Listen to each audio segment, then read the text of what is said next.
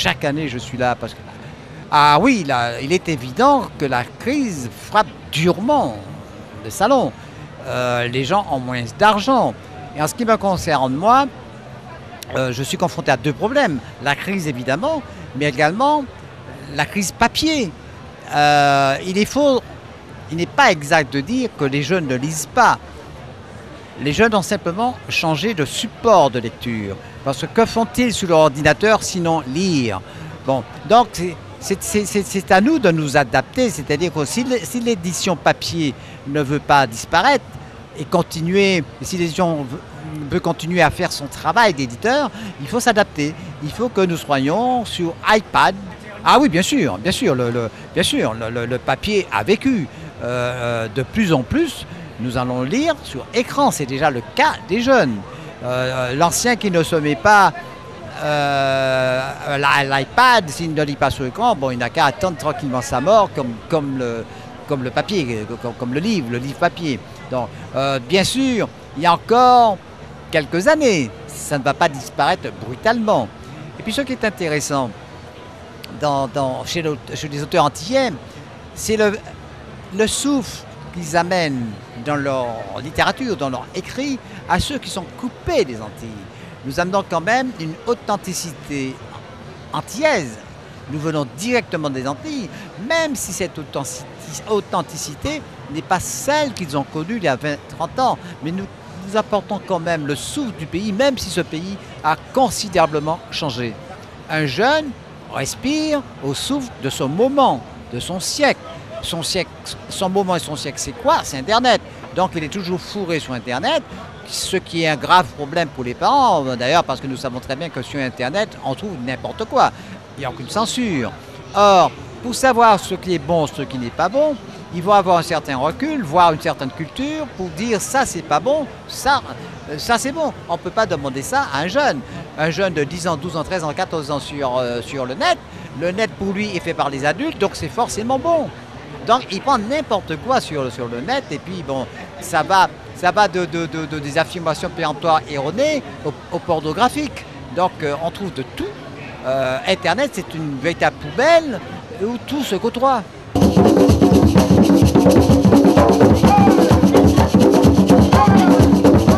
Je suis M. Fairback, je représente la société caribéenne construction. Nous sommes basés à Pointe-à-Pitre, en Guadeloupe. Et effectivement, c'est la première fois que nous venons sur la foire de Paris. Que je suis, je dirais, un peu impressionné parce que bon, le public est là. Bon, écoute, j'espère que pour la première fois que nous allons pouvoir réaliser ce que nous le souhaitons. Et écoute, je souhaite que d'autres compatriotes, s'ils veulent, peuvent venir à la foire de Paris parce que c'est gigantesque. Écoute, la crise est pour beaucoup de choses parce que vous savez, actuellement, il n'y a pas beaucoup d'argent.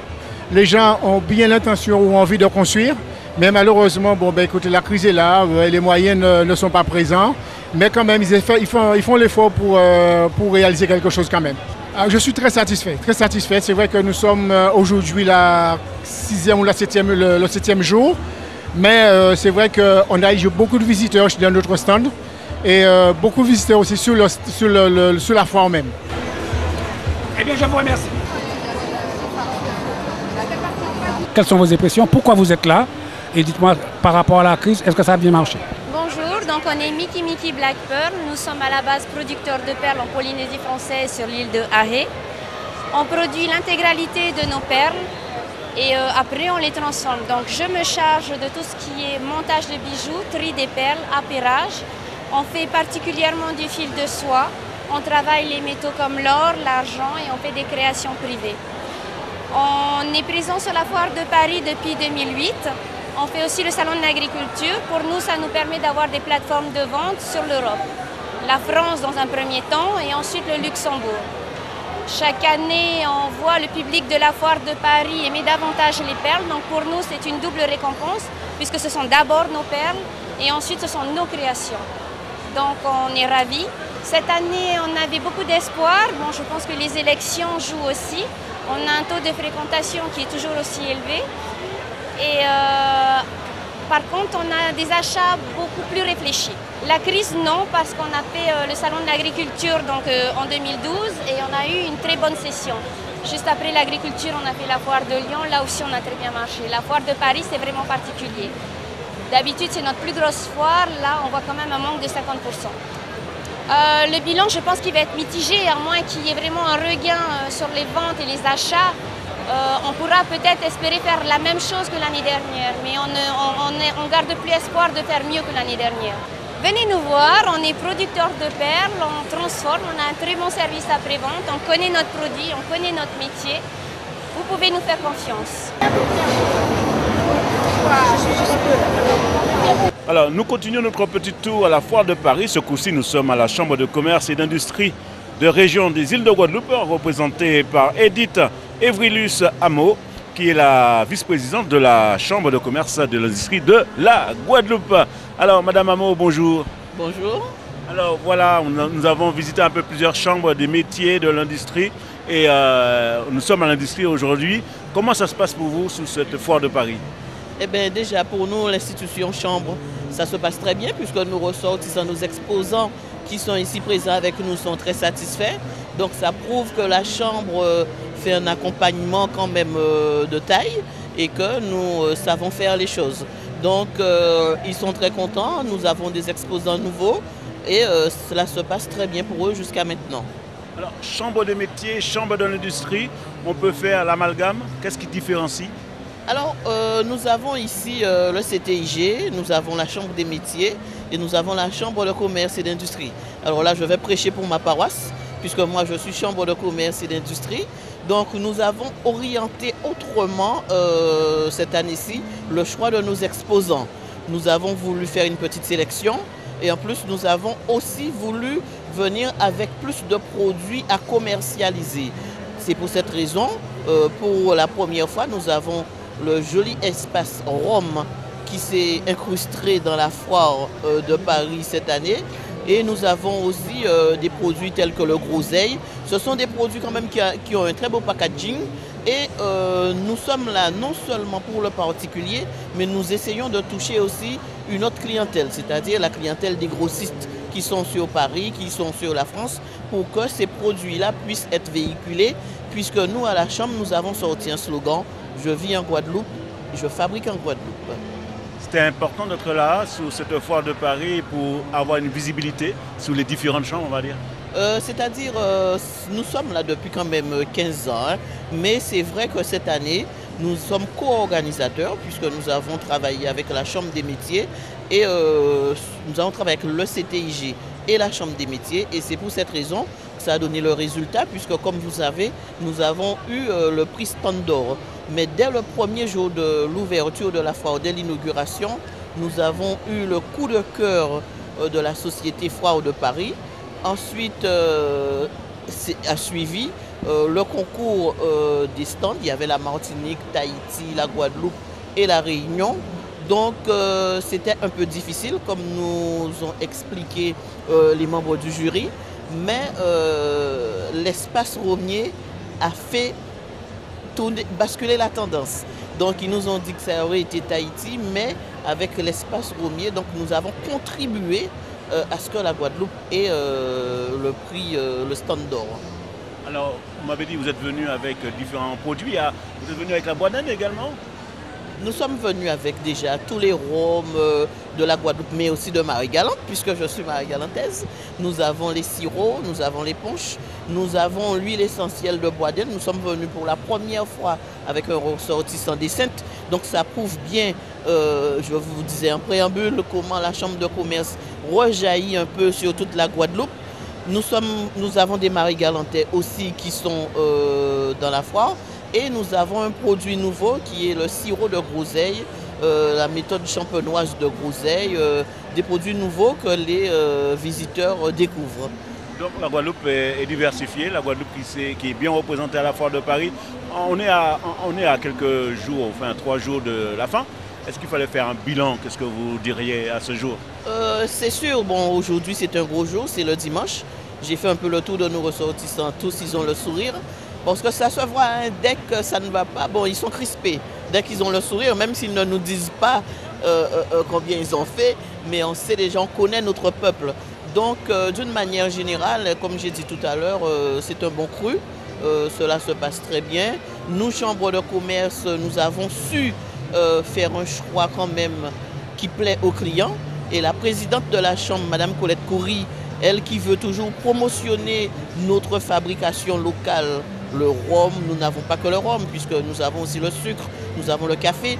Mais c'est vrai que cette année, nous avons commencé avec le rhum, les punchs et les sirops, mais après nous allons étendre avec le café parce que nous avons d'autres types de production. Parce que l'objectif, c'est aussi quand nous arrivons en Guadeloupe, c'est d'exporter ces produits-là sur la métropole. Donc notre présidente, Mme Colette Coury, elle m'a fait confiance, elle m'a donné en charge l'organisation.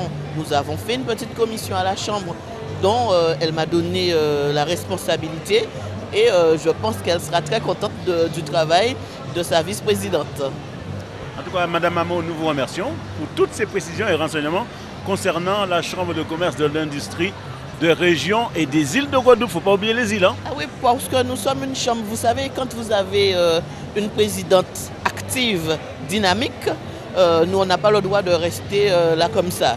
Donc, c'est pour cette raison, vous entendez beaucoup parler. La Chambre, nous œuvrons beaucoup à ce que nos ressortissants sortent de la Guadeloupe, viennent ailleurs pour pouvoir exporter leurs produits.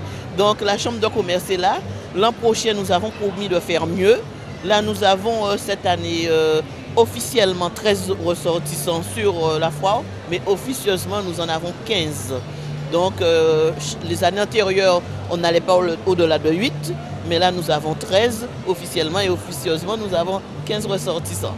Donc, ça prouve la bonne qualité du travail que fait non seulement la présidente, mais les vice-présidents et aussi les agents de la Chambre de commerce et d'industrie, que je tire mon chapeau à Mme Moutou, Gladys, qui a su faire un travail, un vrai travail avec moi, et ma commission d'ailleurs, et c'est pour cette raison que nous sommes arrivés là aujourd'hui.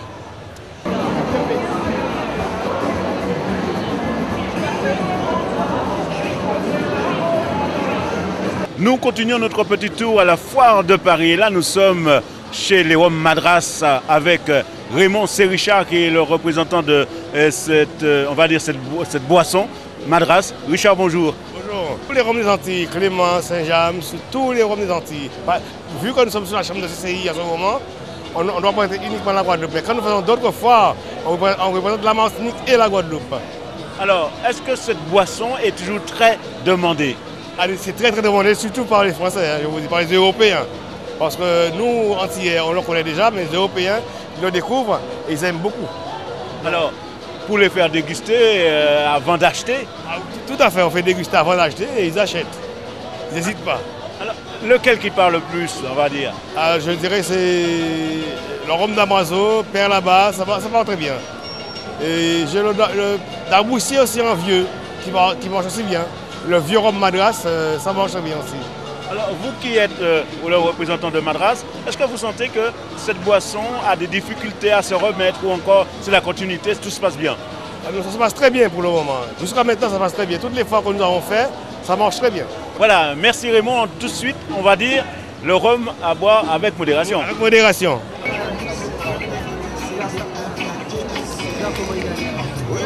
Alors, toujours sur le stand de Madras avec le patron, Henri Bichara-Jabour. Bonjour. Bonjour. Alors, comment ça se passe pour Madras? On a vu Raymond qui nous a dit que ça se passe très bien. Et vous, votre avis? Depuis l'ouverture, effectivement, on a eu pas mal de monde qui sont venus visiter, voir au début et ensuite ils ont commencé à acheter.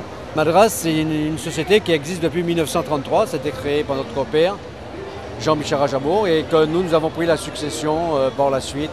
On a continué le travail qu'il avait réalisé.